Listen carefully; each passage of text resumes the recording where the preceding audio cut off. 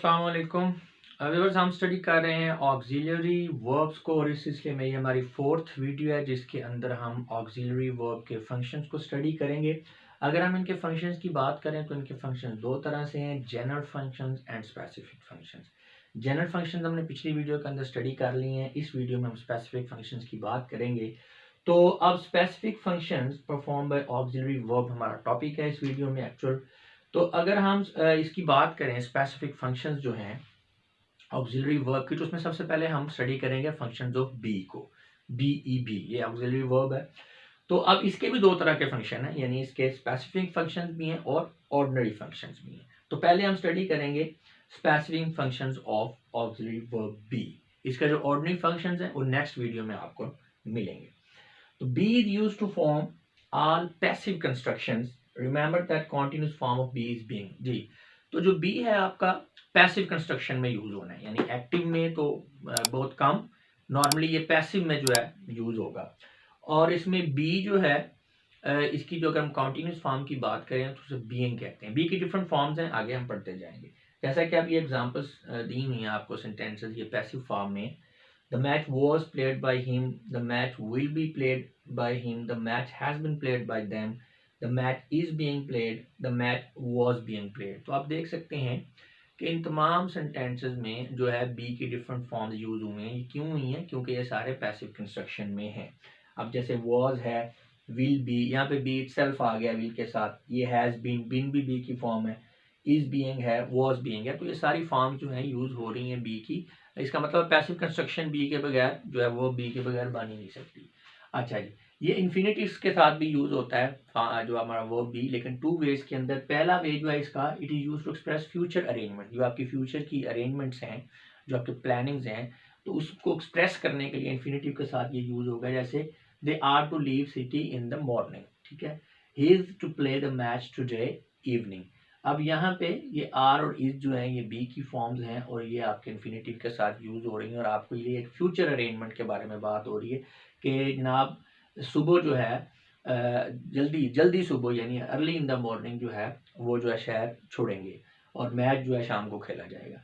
और दूसरा जो यूज है इन्फिनिटिव के साथ बी का, be is also used with infinitives to give instruction and command.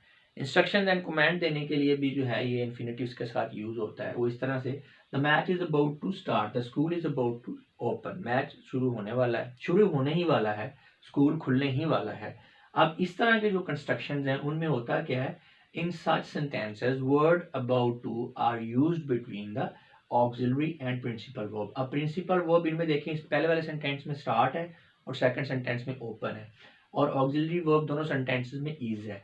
तो अबाउट टू आपको नजर आ रहा है कि अबाउट टू जो है ये ऑक्सिलरी और प्रिंसिपल वर्ब के दरमियान में आएगा। नेक्स्ट है जी, बी में also be used as helping verb in the future in the formation of continuous tense. हाँ जी, मैंने आपको ये बात बताई थी स्टार्ट में कि पैसिव कंस्ट्रक्शन में तो बी यूज होना ही है, एक्टिव में बहुत कम होना है। लेकिन एक्टिव की जो कॉन्टिन्यूस फॉर्म है, यानी जो आपका कॉन्टिन्यूस टेंस है, चाहे एक्टिव है चाहे पैसिव है, उसमें जो है ये बी यूज होगा।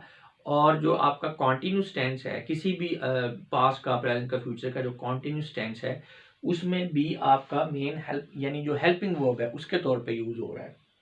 तो ये भी, इसके बगैर भी जो आपका जो है कॉन्टिन्यूस टेंस जो है नहीं बन सकता वर्ब बी के बगैर। जैसे he is playing a match, they are playing a match, he was playing a match, they were playing a match, he will be playing a match. अब यहाँ पे बी डायरेक्टली आ गया, खुद आ गया यहाँ पे।